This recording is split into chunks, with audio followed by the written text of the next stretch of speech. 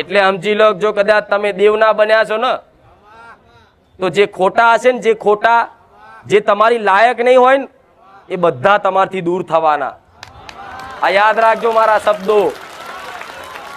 જેટલા જેટલા ખોટા હશે, જેટલા જેટલાથી તમને નુકસાન હશે, તમારી ભક્તિમાં ખલેલ હશે, જેટલા કદાચ હાડકા રૂપી રાક્ષસ બનશે, એટલા જ તમે તમારી માતાની કુળદેવીની ભક્તિ કરતા કરતા આગળ વધશો ને, એમ એમ એમ એક એક એક એક એક એક એક એક કરીને તમારા બધા સંબંધ તૂટવાના.